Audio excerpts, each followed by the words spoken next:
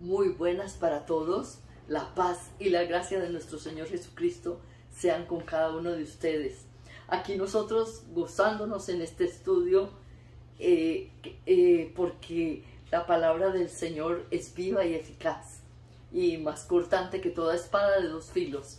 Habíamos quedado en un niño hermoso de 3 meses cuya mamá Jocabed lo puso en una canastilla de juncos que ella misma calafateó y que envió a su hermanita Miriam a que se paseara por las orillas del Nilo.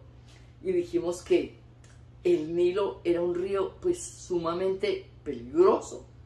Habían ahí cocodrilos, lagartos, una cosa terrible para mandar a un niño por ahí. Y habíamos visto una madre que se quedó con el corazón lleno de fe y que levantó sus brazos y que dijo: Señor, cuídame este niño en esas aguas peligrosas. Y vimos que el Dios vivo todopoderoso envió ángeles sobre aquella canastilla de juncos, aquel niño tapadito con su cobijita encima, navegaba por aquel río y la hermanita lo seguía por la orilla a ver qué iba a pasar con este nené. De pronto, la hija de Faraón salió de su palacio y estaba tomando un baño con sus doncellas ahí, muy alegre. Ella, cuando alcanza a ver una arquilla de juncos que se mecía en el río y oyó algo como gu, gu, gu, gu, gu, gu. Y cuando ella dijo: este debe ser un niño de los hebreos, y fue hasta allí y miró, y efectivamente cuando ella abrió la canastilla, ahí estaba ese niño hermosísimo de 3 meses. Y entonces Miriam estaba pendiente en la orillita a ver qué sucedía. Y entonces inmediatamente aquella dama, la hija del faraón, se quedó como enamorada de aquel bebé tan hermoso y sintió en su corazón como ella deseaba ser mamá y nunca había podido. Dijo: ay, pero este nené, bueno, yo lo voy a criar. Y les empezó a decir a sus doncellas: este bebé yo lo quiero para mí y yo voy a criar este bebé. Oyendo esto, Miriam se acercó inmediatamente y habló con la hija de Faraón y le dijo: ¿usted quisiera tener una nodriza para este bebé mientras tanto? Y entonces la hija de Faraón le dijo: sí, efectivamente, yo quisiera una nodriza y que cuando él esté más grandecito, pues que me lo entreguen, porque yo voy a dar todo lo que sea necesario para que este niño esté bien. Imagínense ustedes la bendición tan grande. Aquella gente, aquella Jocabed, aquel Amram, hijos de Leví, de la tribu sacerdotal, que todavía no se había instituido como tal, pero que ya Dios la tenía en su pensamiento cuando nació ese nené de Lea y de Jacob, que lo pusieron esa tribu de Leví, que representaba nada menos que los sacerdotes de Israel, que eran los que unían al pueblo con el Dios vivo a través de los sacrificios. Representaban nada menos que a Jesús, el Nazareno, que es el sumo sacerdote que vino a unirnos con el Dios vivo mediante el sacrificio de su sangre.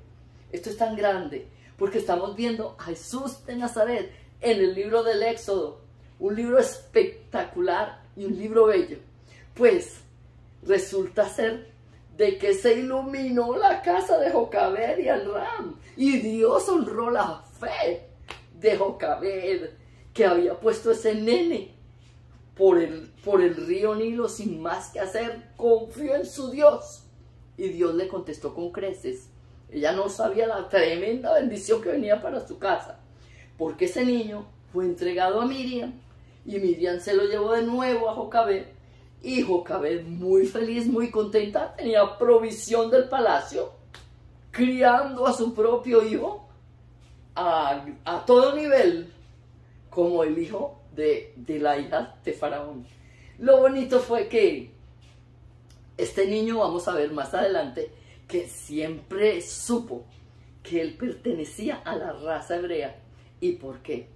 Porque tenía una mamá que lo adiestró, digámoslo así, de 3 meses o de 0 a 5 años. Ella lo adiestró. Cuando está establecido pues por la psicología en muchos aspectos, que cuando uno tiene una vida de 0 a 5, uno como que escribe todo lo que es el tema de su vida, el registro de su vida. Y ahí pues el niño estaba entretejiendo esa vida hermosa que él iba a tener en un futuro no muy lejano. Pues ahí él ya supo, soy hebreo, soy de otra raza, tengo una madre hebrea, tengo hermanitos que se llaman Aarón y Miriam, y tengo un solo Dios, tengo un solo Dios. Y allí Jocabed lo instruyó fuertemente: tú eres del Dios de Israel, un solo Dios verdadero. ¡Wow! Como dice la Biblia, instruye al niño en su camino, que cuando fuere viejo no se apartará. Y esto todas las mamás y todos los padres, los abuelitos y todos los que creemos en el Señor Dios Todopoderoso, pues lo vamos a tener en el corazón para instruir a los niños en el camino, enseñarles que Dios vive y que Dios los protege y que Dios está con ellos en cualquier momento de su vida. Porque cuando ellos van creciendo, hay muchas cosas, circunstancias de la vida y amigotes, o sea, bueno, amigos que quieren, que parecen amigos, que quieren apartarlos del Dios vivo. Hay circunstancias y hay voces que quieren que ellos hagan cosas malas. Pero cuando tú lo instruyes en el camino y le dices francamente que hay un Dios que lo acompaña, que Él no está solo en las circunstancias malas de su vida, Él va a acordarse de tus palabras y estás sembrando en Él vida y vida en abundancia. Esto sucedió con Moisés. Moisés quedó allí sembrado. Hay un solo Dios, Moisés. Luego se lo llevaron para el palacio, como habían prometido, después de tenerlo todo en la casa y demás, porque la hija del faraón proveyó para todas las necesidades de la casa. Fue una bendición grandísima este sacrificio que ella iba a hacer. Bien, pues entonces Moisés creció en el palacio de Faraón, creció con el hijo de Faraón y creció como un rey, creció como un príncipe, creció bajo el amparo, la admiración de toda la gente de Egipto, porque el niño crecía en inteligencia, crecía en sabiduría, el niño fue educado bajo los conceptos de aquel pueblo egipcio, que era uno de los más prominentes, digámoslo así, de su época. Entonces aquel niño creció en sabiduría y también creció en conocimiento de arquitectura, de muchísimas cosas.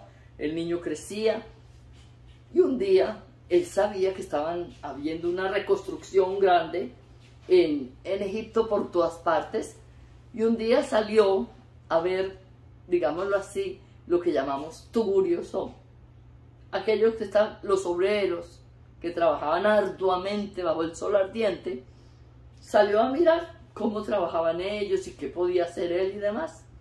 Y entonces, ya Moisés grande, viendo aquel panorama, recordó: wow, yo soy hebreo. Esta gente está trabajando así arduamente. Miraba él cuando de repente uno de los soldados de Faraón, uno de aquellos capataces, pues se las dio pues de que quiso ensañarse contra un esclavo que había allí en la construcción, un esclavo que estaba ya sudando, como quien dice, la gota gorda, que no podía más. Y entonces aquel capataz le dio por darle duro con el látigo, y lo tomó al látigo y empezó a darle duro. Y Moisés, cuando lo vio, montó en cólera. Tremendo. Y entonces dijo, no, le dijo al egipcio, déjalo, suéltalo. Y el egipcio, como si nada, pero tú eres un príncipe, tú eres un esclavo, ¿tú qué? Nada. No, Moisés dijo, suéltalo. Y cuando el hombre no quiso hacerle caso, pues Moisés montó en cólera y le dio duro a aquel hombre, matando a aquel hombre. Moisés mató a aquel capataz egipcio. Dijo, wow, se me fue la mano, como quien dice, ahora sí que hice. Y pensando que no había nadie que lo hubiera visto, pues entonces él tomó aquel cuerpo y lo metió debajo de la arena y lo enterró. Y al día siguiente, cuando Moisés sale, habían 2 hebreos altercando, peleando entre ellos. Y le dice Moisés, pues, ¿qué están haciendo ustedes? Ustedes 2 son hebreos, ¿por qué ustedes pelean? Y dice entonces uno de ellos, ¿y quién eres tú, príncipe de Egipto, que te metes en las cosas de nosotros? Como quien dice, ¿nos vas a matar? ¿Cómo mataste ayer a este capataz? ¡Ay! Dice Moisés, wow, se ha descubierto lo que yo he hecho. Y si el faraón lo sabe, bueno, mejor dicho, de aquí yo tengo que salir a toda velocidad. Y entonces Moisés salió de Egipto y se fue desierto abajo. Se fue corriendo de Egipto. Y cuando llegó como quien dice a otro panorama, llegó como quien dice a otra vida. Se sentó junto a un pozo, cansado, pero vio que venían unas muchachas, y no sabía pues quiénes eran, las miró, pero había alguien que quiso atacarlas a ellas, y entonces él las defendió allí, defendió a todas aquellas jóvenes que venían, y ellas corrieron hacia su papá y le dijeron, ay papá, Reuel, aquí ha habido un hombre, un varón egipcio, que nos ha defendido de todos aquellos que venían a hacernos daño, como quien dice. Y el papá les dijo, tráiganlo hasta aquí. Bueno, hasta aquí nosotros vamos a dejar este episodio y vamos a continuar en el próximo. Pero aprendemos tantas cosas de aquí.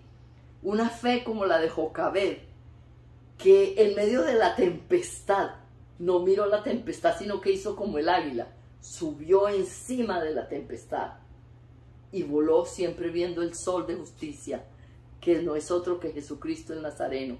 También esta Jocabed sembró en ese nine, sembró para siempre la semilla del honor, la semilla de que hay un solo Dios, la semilla de que Él no está solo, y la semilla de que Él tiene que hacer bien en la vida. Vemos también una hermanita fiel que estuvo con Él todo el tiempo y a través de ella Dios la bendijo para llevar de nuevo al nene a su casa. Vemos también un Moisés que crece lleno de amor hacia su pueblo y que no es comprendido por su pueblo. Y también vemos un Moisés que le da una ira y comete pues un delito, porque como sea, ninguno podemos ir contra otro hombre, porque no matarás. La vida es algo para respetar, la vida es dignidad, la vida es respeto, la vida es amor, y tenemos que amar, respetar y querer a nuestro prójimo. Eso sí, corregirlo, pero en una manera justa y diferente. Pero aquí se le fue la mano a Moisés. Y entonces, y lo vemos allí, que sale corriendo y tiene que también él pagar por aquel desliz que tuvo. Y tuvo que correr de Faraón y de su casa. Pero como decía José también, todas las cosas operan para bien. Pues Moisés se fue para otro lado, pero era plan de Dios para preparar una mente brillante y espectacular como la de Moisés y prepararlo en un desierto, porque tenía una misión por delante que cumplir extraordinaria y hermosa, y una misión también que emula o se parece mucho a nuestro Señor Jesucristo en su misión de salvar. Vamos a ver también los paralelos que hay entre Moisés y Jesús, y esto se pone cada día mejor, más brillante y más emocionante. Para ustedes les digo que meditemos en la palabra del Señor. Danos un like, suscríbete y juntos vamos a llevar este evangelio a todas las naciones de la tierra, porque tú eres parte de este ministerio. Te tengo en mis oraciones, es decir, te tenemos, porque somos un team muy bonito. Ya vamos a estar conociendo este team que trabajamos aquí en esta preciosa obra. Y todos nosotros queremos mandarte un abrazo sincero, un abrazo en el Espíritu Santo. Y deseamos con todo nuestro corazón que el Señor bendiga tu casa, que el Señor bendiga tu corazón, que el Señor bendiga tus decisiones, que el Señor te provea ampliamente todos los deseos de tu corazón y el Señor te provea las finanzas que necesitas para esta semana, para este mes, y que Dios te prospere en todas las cosas, porque Él es bueno y para siempre es su misericordia. Acuérdate siempre de eso. Tú no estás solo. Acuérdate que cualquier cosa que estés pasando, atravesando, todas las cosas operan para bien de los que amamos al Señor. Tú eres muy amado y por eso estás escuchando esto, porque Dios quiere bendecirte a través de su palabra hermosa y bella, y que la paz y la gracia de nuestro Señor Jesucristo sea contigo. El Señor te bendiga, te guarde, haga resplandecer su rostro sobre ti y ponga sobre ti su paz.